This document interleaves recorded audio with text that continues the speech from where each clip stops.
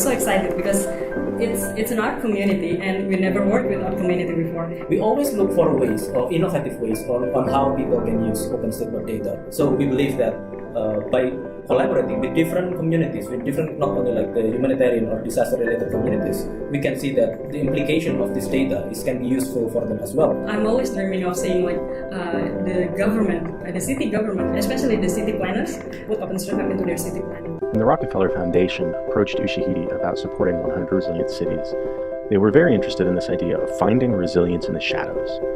And what they meant by that was that even the most well-intentioned program or initiative is still going to miss certain groups, individuals in a city. And those are often going to be groups that are marginalized and whose voices aren't heard. So they wanted to use Ushahidi's expertise and tools to try and surface those voices. Semarang is a city that faces a lot of challenges, many of them related to climate change. There's a variety of different types of floods, and these floods cause damage. And during the rainy season, some of these pools of water can block access to markets or block off transportation routes through town. They also become breeding grounds for vector-borne disease. But even while it faces these challenges, Semarang is a city that has amazing diversity.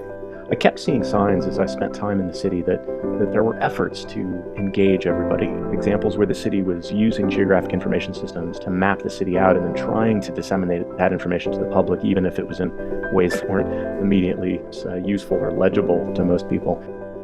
We wanted to find the resilience that was hiding in the shadows to help address Semarang's challenges. In order to try and do this, I've spent as much time as I can in the cities where we're working, really walking the city street, because it takes a lot of time to build relationships with communities and to sort of be admitted into the shadows to see what's going on. As I spent time in the city, visiting different neighborhoods and getting to know residents, I began to see incredibly vibrant street art that seemed to be a real spark of strength. I was somewhat surprised to see that it echoed ideas promoted by 100 Resilient Cities, such as convening diverse stakeholders and greater citizen participation. I wanted to try and connect with whoever was creating these and discovered a Twitter handle associated with one of the logos I'd seen. I sent them a tweet, not expecting much, but to my surprise, got a response almost immediately. When I arranged a meeting, it turned out to be not just an artist, but a whole collective that was focused on urban issues and was looking for a way to be more engaged with decision-making about their city. When I first sat down to talk with Collective Hysteria, they were amazed that I was even there. And they said, "You can't believe how excited we are that the Rockefeller Foundation is here." We as a group have changed, and we want to focus on the needs of the community now. We want to help these needs be met. And the problem is we just didn't know how to connect to government. And this 100 Resilient Cities, this is what we've been waiting for. We don't have public area, so they make their strategy to make their own public spaces, and it's not. They are already well aware that managing urban growth and building resilient, sustainable societies requires robust and accurate data to inform decision-making for both disaster risk reduction and development planning. Working with them, we've developed a two-part mapping process that engages local communities and city government to co-create data in support of decision-making about the needs of the city. The project is called Peta Kota, or City Map in Indonesian. Peta Kota is helping transform the city by providing a new pathway to government participation. First, we create an open map of the physical environment that provides a shared understanding of the city by leveraging OpenStreetMap, a free, open, online map of the world. This will be used to map the physical environment. We began work in March, and in the first 7 weeks, we trained 13 community members in the use of OpenStreetMap, who went on to map almost 50,000 buildings. The Peta Kota team works with neighborhood residents to highlight places that are important to them, places of worship, footpaths, financial services, and favorite shops. Many of these things may be completely unknown to city government. Comparing before and after images show the incredible level of granularity captured by Peta Kota. The next step in the process is to begin collecting reports from residents about these buildings, streets, and services. Where are unused buildings that a neighborhood would like to make a park? Where are areas prone to flooding or where stagnant water can lead to vector-borne disease? Beyond data, however, is a process that's improving citizen engagement in Semarang. Our project is the good reason to make their own village more better than before. We just encouraging them. Peta Kota provides an engaging and innovative opportunity for citizens to work with government officials for a better shared understanding of Semarang's neighborhoods. It is this process of shared data creation that provides a foundation for greater participation. As Peta Kota moves forward collecting citizen reports, they will have already established relationships with city leaders who support their work. We need to tell this story because it shows the value of groups like Collective Hysteria, who are often not taken seriously as a stakeholder in the resilience conversation. This is the story of an artists collective that is producing high-quality, actionable geographic data that city officials can use. This story highlights their work and brings legitimacy to the way that they are engaging communities. It's also the story of Ushahidi, a company that needs support to create more programs that help implement the use of our open source software. We've realized that our value isn't just the tools we create, but our experience in using them in our own countries to transform our own cities and spaces. For us, this is a story about process as well as product, a story that charts a new direction for growth. Semarang telah terpilih menjadi bagian dari 100 Resilient Cities di dunia. Histeria adalah salah satu komunitas di Semarang yang berupaya di bidang kesenian dan kebudayaan yang juga aktif bergerak di akar rumput.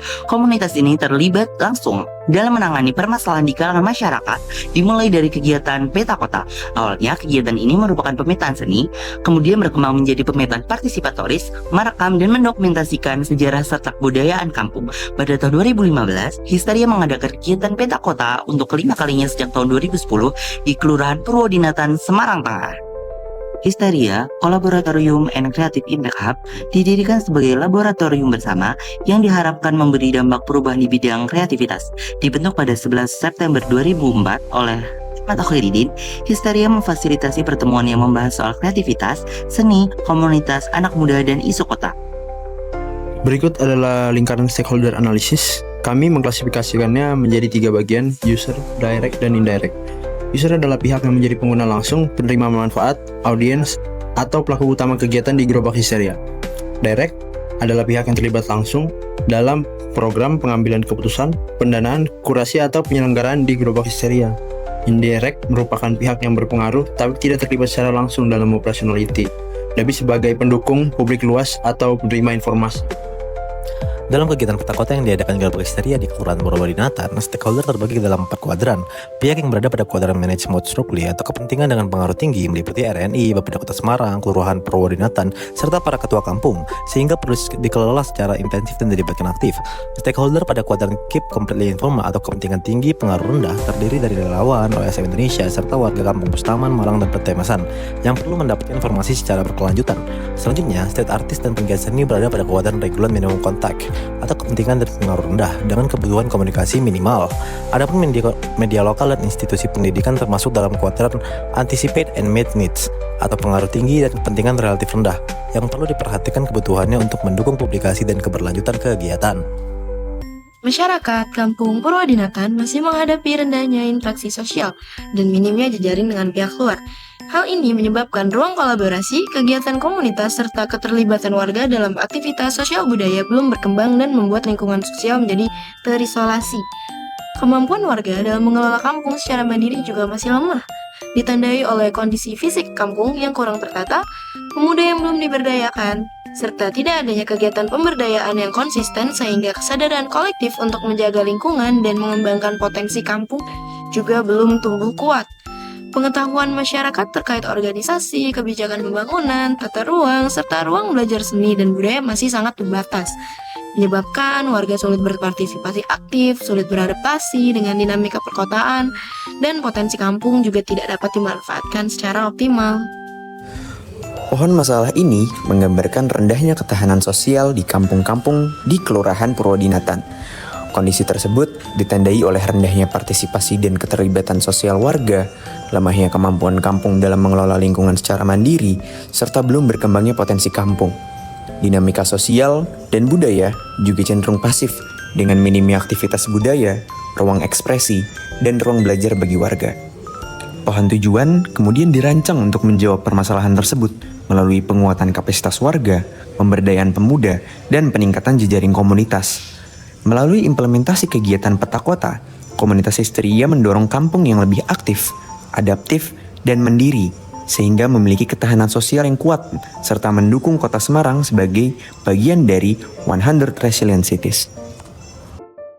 Munculan masalah bermulai pada tahun 1996, terbentuklah kepengurusan kecil desa Tireman sebagai awal pengorganisasian warga. Seiring waktu pada tahun 1993, desa Tireman resmi berubah menjadi Kelurahan Purwodinatan dengan 6 RW dan 53 RT. Namun sebelum tahun 2013, kondisi permukiman yang padat membuat ruang publik sangat terbatas dan interaksi sosial antar warga pun cenderung rendah. Melihat kondisi tersebut, pada tahun 2013 juga, komunitas Histeria mengadakan workshop untuk membantu menumbuhkan kesadaran warga terhadap lingkungan dan kehidupan sosial di sekitarnya. Upaya ini berlanjut pada tahun 2019 ketika Peta Kota mengadakan festival, membuat mural, memulai pelatihan OpenStreetMap, pemetaan fasilitas, serta potensi kampung yang melibatkan warga secara langsung. Kemudian pada tahun 2016, Peta Kota kembali mengadakan kegiatan lanjutan seperti workshop, forum rembuk warga, dan aktivitas seni yang semakin memperkuat jejaring sosial masyarakat. Pada tahun 2017, berbagai aktivitas komunitas terus berlanjut untuk menjaga keberlangsungan kolaborasi antar warga. Hingga akhirnya, pada tahun 2018, hasil dari semua rangkaian kegiatan tersebut mulai terlihat, ditandai dengan perubahan fisik Kelurahan Purwodinatan serta kondisi sosial masyarakat yang menjadi lebih baik. Pada bagian sosiospasial, program Peta Kota menunjukkan perubahan yang signifikan dari aspek sosial dan spasial. Sebelum program dilaksanakan, partisipasi warga masih rendah, interaksi sosial terbatas, dan ruang kampung belum berfungsi optimal sebagai ruang bersama. Kondisi spasial yang kurang tertata dan minim fasilitas membuat aktivitas sosial belum berkembang secara maksimal. Selama proses pelaksanaan, program ini mendorong keterlibatan warga melalui pendekatan partisipatif seperti kerja kolektif, workshop, dan festival kampung yang secara bertahap membuka ruang dialog, memperkuat interaksi sosial, serta meningkatkan rasa memiliki terhadap lingkungan. Penataan ruang dilakukan secara kolaboratif sehingga fungsi dan kualitas ruang publik mulai meningkat. Setelah program berjalan, partisipasi dan interaksi sosial warga semakin kuat, sementara ruang kampung bertransformasi menjadi ruang komunal yang lebih aktif dan fungsional. Meskipun demikian, keberlanjutan dampak sosial dan pengelolaan ruang masih memerlukan penguatan sistem dan komitmen jangka panjang. Selanjutnya adalah peta sosiospasial proses, yang merupakan kegiatan yang telah dilaksanakan oleh Histeria pada program Peta Kota, yaitu ada festival seni bertajuk Iki Buntu Fest 1, pembangunan pintu air Petemesan, kegiatan kota milik bersama, dan yang terakhir yaitu adalah mural Peta Kota 6 di Purwodinatan. Best practice yang akan diambil adalah dari Jatiwangi Art Factory. JAF sendiri ini mengadakan kegiatan festival musik, galeri rumah warga, forum 2 tujuan, dan JAF TV dan JAF Radio yang bertujuan untuk melatih warga dalam pengelolaan acara, dokumentasi, advokasi ruang, dan produksi seni. Dari aktivitas ini memberikan pengetahuan kepada warga sehingga warga bisa mandiri dan tidak bergantung. Dari permasalahan yang dihadapi oleh Kampung Purwodinatan yang mencakup rendahnya interaksi sosial antar warga, lemahnya jejaring dengan pihak eksternal, serta belum optimalnya kemampuan warga dalam bekerja dan bergerak secara bersama untuk mengelola kampungnya secara mandiri, pendekatan yang dilakukan oleh JAF seperti festival berbasis partisipasi warga, forum diskusi yang diselenggarakan secara rutin, penguatan kapasitas melalui pelatihan berpotensi menjawab permasalahan tersebut. Namun, penerapan model JAF di Purwodinatan memerlukan penyesuaian dengan karakter kampung dan identitas setempat agar keberlanjutan serta kemandirian warga dapat diwujudkan secara optimal. Impresi kami, masalah utama Kelurahan Purwodinatan adalah minimnya kepedulian lingkungan dan interaksi sosial. Kegiatan Peta Kota Histeria terbukti menjadi katalisator penting, berhasil mendorong perubahan positif seperti tumbuhnya partisipasi warga, perbaikan visi kampung, dan penurunan kriminalitas. Secara keseluruhan, kunci mewujudkan ketahanan sosial yang berkelanjutan adalah adaptasi, inovasi, dan relasi, terutama melalui kerjasama dengan stakeholder yang disalurkan oleh Histeria. Terdapat 4 lesson learned dari permasalahan tersebut. Yang pertama, adanya wadah bagi masyarakat. Kedua, menerima dan mempelajari hal baru. Ketiga, kemampuan untuk mengelola hal baru. Dan yang keempat, hubungan yang terjalin dengan baik antar stakeholder. Terdapat kesimpulan dari permasalahan tersebut, kegiatan Peta Kota yang dijalankan bersama Grup Blok Histeria ini menunjukkan bahwa partisipasi warga dalam memahami ruang hidupnya dapat meningkatkan kepedulian dan rasa memiliki. Melalui proses identifikasi masalah, warga juga mulai mampu membaca kondisi lingkungannya dan menyusun prioritas penataan wilayahnya secara lebih mandiri dan terarah. Kolaborasi ini membuat warga lebih mengenal kampungnya dan lebih terlibat dalam kegiatan sosial. Proses inisiasi dan adaptasi menjadi kunci yang menggerakkan peningkatan kapasitas, penguatan organisasi warga, dan pembentukan rasa kepemilikan terhadap lingkungan mereka. Dampaknya dapat terlihat dari perbaikan fisik kampung dan meningkatnya interaksi sosial. Untuk rekomendasinya terdapat 4 rekomendasi. Yang pertama, penguatan kapasitas warga. Kedua, pengembangan organisasi komunitas. Ketiga, kolaborasi jejaring berkelanjutan. Dan yang terakhir, pengembangan program sosial dan kreatif.